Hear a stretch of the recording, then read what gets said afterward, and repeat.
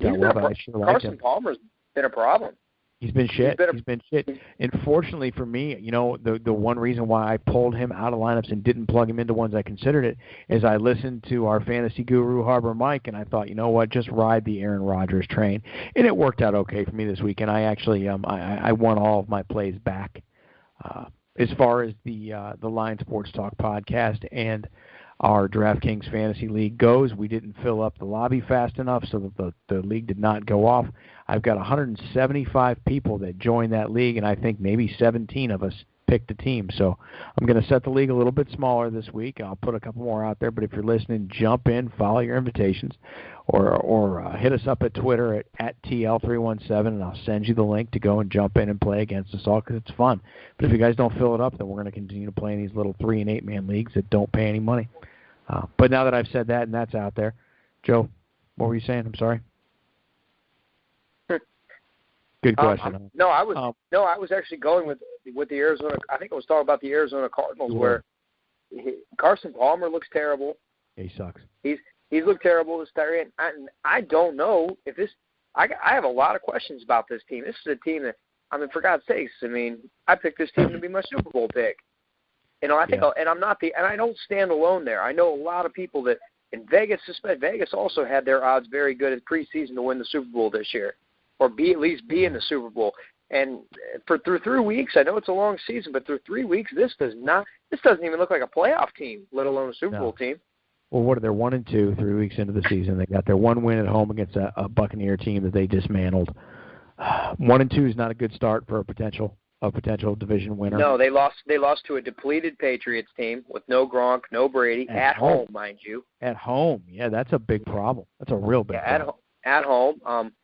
And then they go to Buffalo, and they absolutely, they got embarrassed. Yeah, they did. Not even like they lost a competitive game. It was a flat-out dismantling.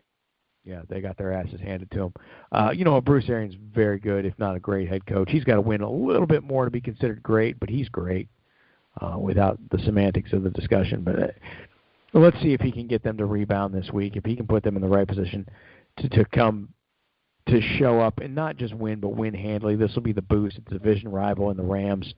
The Rams actually won in Arizona last year. So this spells trouble.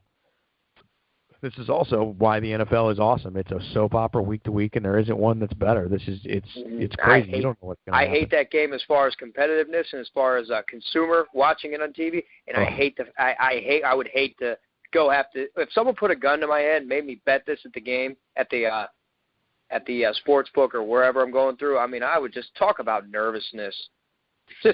I would not know how to. I wouldn't know how to mess with this game. I got the Rams getting 8 points on the road. Oh. Yeah, it's over. It's over the magic number. It's over that 7 play, 6.5 play.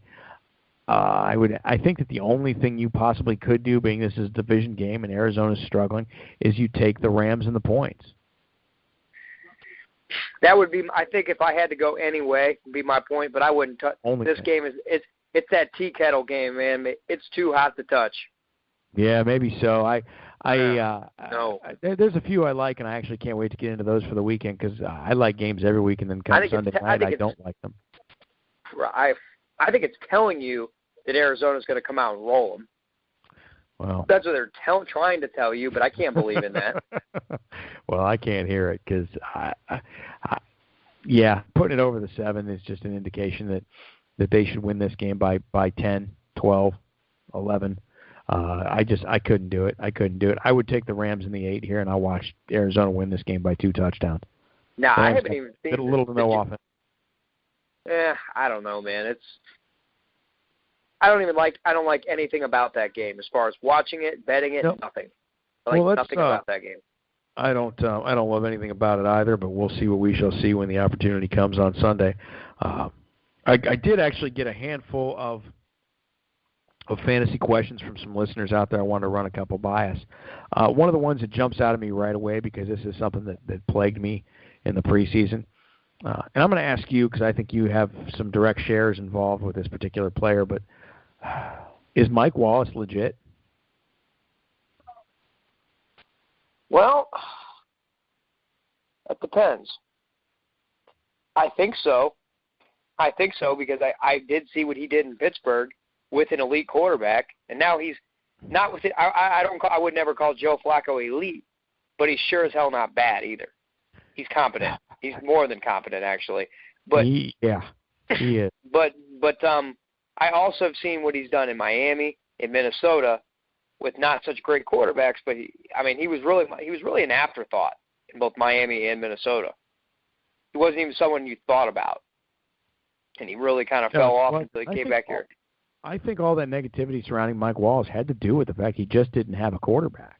I think so too, but he needs more. I need more than 3 games for him to show me that, hey, I am here. I'm back. It was all that was the reason why I fell off so much, was because I just didn't have a quarterback. Well, and Ryan Tannehill does suck. Teddy Bridgewater does suck, and Joe Flacco is good, so I'm back. No, and I think those are the 2 key factors to Mike Wallace and what Mike Wallace is going to be going forward. So far, so good, though, for Wallace. He's got 10 catches on the season, somewhere around 180 yards. I think he's got 3 touchdowns already. But I got to tell you, against Oakland this weekend, I don't know. I have this sick feeling in my stomach that my personal favorite player, Steve Smith, is going to go off for the Ravens against the Raiders. I wouldn't dare go against Steve Smith in any situation. Nope. Just not. I don't have the balls to do that. Nope. I don't think anybody should have the balls to do that. And Jalen Ramsey is going to be a fine young player, but man, did you hear him chirping, calling Steve Smith an old man after that game? And keep it up, kid. That doesn't work. The kid needs to know his history. Historically, that has not worked out for people when they went at Steve Smith and talked about him. No, he's just, he's probably a lot tamer in his older years. He's a little older, a little wiser, but I see him going off for Baltimore this weekend against the Ravens. But to answer that question about Mike Wallace, I think that you've got him with a quarterback now who his targets aren't overwhelming. He's gotten 6 a game against 3 teams that defensively are really questionable: Buffalo, Cleveland, Jacksonville. But if you've got Mike Wallace and he's rostered coming up against Oakland this weekend, I'm not afraid. I think you'll likely see David Amerson on Mike Wallace and Sean Smith on Steve Smith. If that's the case, then Steve Smith might have the better day. Sean Smith has really struggled the first 3 games. But Mike Wallace could have a hard time against David Amerson. So I wouldn't be too crazy about starting Mike Wallace this week. But is he back? Is he for real? Yeah, I do. I think he is a legit. See, you've clearly watched more Raider football than me, but I see they do give up. They tend to give up at least through 3 games. They've given up a lot through the air. Granted, against good passing teams, against the New Orleans Saints and the Atlanta Falcons, who are good passing teams, they just don't have defenses. They are, but no excuse for that Raider defense. They just give up too much through the air. A little bit better this weekend against Mariota, but too much through the air. I do think that will be reined in. Emerson on one side has been actually very good, and if he's on Mike Wallace, he could shut down Mike Wallace, or at least keep him quiet. Just look for Steve Smith to get nuts. One of the other questions we got out there is from a new listener, and Angela's got a serious situation. Running back 1 is David Johnson. Running back 2 is Melvin Gordon. I think the way she worded the question is it looks like she has 2 other running back options and probably a flex position. The 2 options are Frank Gore. We talked about that game. They're heading to London to play Jacksonville. Or Theo Riddick. Detroit at Chicago. Angela, thanks for listening. We appreciate you sending your questions, too. David Johnson, you took him in the first round. He's your RB1, no questions asked. Melvin Gordon, Joe, quick, who does San Diego play this weekend? They got a great matchup. They play New Orleans in San Diego. I start Melvin Gordon all day. Let me look here. I got a list of the games. San Diego's at home against the Saints. Yeah, that is a tasty matchup. Great matchup. That's an absolute great matchup. And I think in the flex position, or third running back, if you've got to go with either Riddick or Gore, I would tend to lean in the Frank Gore scenario there, just because I like Theo Riddick a lot, but he's going to share a lot of touches with Dwayne Washington. They like him a lot in Detroit. That is an away game. They're in Chicago. The Bears are pitiful, and Riddick does have the better matchup, but Frank Gore might just be the older, wiser player in London who can capitalize on some catches if you're in a even getting? haven't watched him. Is he even getting looks, or is it just? Yeah, it just appears to me it looks like the Andrew Luck Air Show, though. It is, and there's a lot of truth to what you just said there. I can get Gore statistics for us here momentarily, but if you're in a PPR league, I like Theo Riddick a lot better, just because he's probably going to get 6 or 7 looks minimum out of the backfield. But Gore's not having a bad season. Last week he had 21 carries for 82 yards and a touchdown. He had 1 catch for a yard. He's not, overwhelming fantasy points, but he's probably averaged somewhere around 17, 18 touches a game. That's something. That's worth starting. He's touching the ball more than Josh Ferguson, and it doesn't look like he's slowing down a whole lot. I mean, he doesn't look great. You just said Josh Ferguson. I hate to interrupt, I just had this thought. You just said Josh Ferguson. Did you happen to catch the Conor McGregor press conference for UFC 205? No, I did not. Well, there was a part in the show where somebody in the audience asked Conor McGregor, who would give you the hardest challenge at 145 pounds of these guys up here? And a guy named Jeremy Stevens, who I'll admit I've never even heard of either, said, me, I'm the hardest puncher in the division. I knock guys flat out. He only TKOs guys. Conor, who is probably maybe pound for pound one of the best trash talkers ever, period. He turned around and goes, who the fuck is this guy? I mean, that's when you said Josh Ferguson, that's immediately what I set up, because that's just immediately what came to my mind. Who the fuck is this guy? Yeah, McGregor is a great trash talker, and witty is all get out, too. I like it. But I'm going to finish up answering Angela's question here. PPR, you're playing Josh Riddick on the ground. No PPR, I like Frank Gore, but boy, Riddick's not a bad option. Stick with David Johnson and Melvin Gordon. Fantasy's been a bummer for a lot of people, man. There's a lot of shitty injuries out there. Who are you affected by? You had a big injury this weekend, didn't you? Or you don't have Thomas Rawls. That's a new one. No, I do not. I'm thinking of another person. I have Jeremy Langford, who got hurt this week, which I didn't really pay no mind to that. I kind of was looking to get rid of him and take responsibility for my terrible 3rd round pick.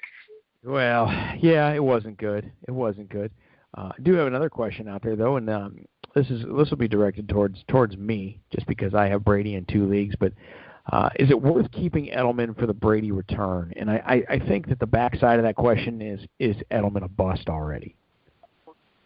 He hadn't been good. That's not. I love. But Julian Edelman and Tom Brady have a connection. I really think you wait it out with Julian Edelman. At least see what he can do when Tom Brady comes back, because he's played with Jimmy Garoppolo. Who knows? He might not be on the same page. Jimmy Garoppolo hasn't took a lot of snaps. His chemistry is much better with Tom Brady. And then to have Jacoby Brissett come in week 3. There's really no time to develop any chemistry, and their plans were not to let Jacoby Brissett air it out too much. So I would hold up on Julian Edelman and not panic yet. He's still going to get number 12 is coming back. So let's see what he can do with Brady, and if still nothing, then if you need to go elsewhere, then by all means. But I'd say wait. And I agree with you. I think that you hold out on Edelman. You drafted him for a reason, because he gets looks. This is a guy that's a 100-plus receiver every year. They throw. I think it's more so the concern with Edelman is his durability. Will he get hurt? I think it's more. What I would be more concerned about. He'll get hurt. He's a small receiver. He'll get hurt. But it's the catches. Right now he's already looking at 18 catches in the season. He's getting his looks. He's had a couple rushing attempts, which he's not going to see as frequently, but he'll see a few more as the year goes on. I don't know, dude. I don't get rid of him, but I think he's even better once Gronk comes back. You got no big man split in the field. Exactly. I mean, Gronk requires 3 defenders. I mean, your whole defense is attention practically.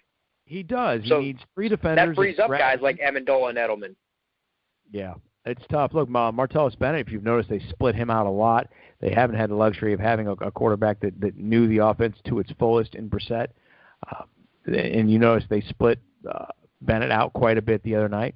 It changes everything. When you've got a big guy like Bennett, a big guy like Gronkowski down the middle, that safety's going to get real lost. Middle linebacker is going to get real lost. Without a doubt. I actually will take it a step further and say I think you're crazy. if you drop Julian Edelman right now. I say you really need to wait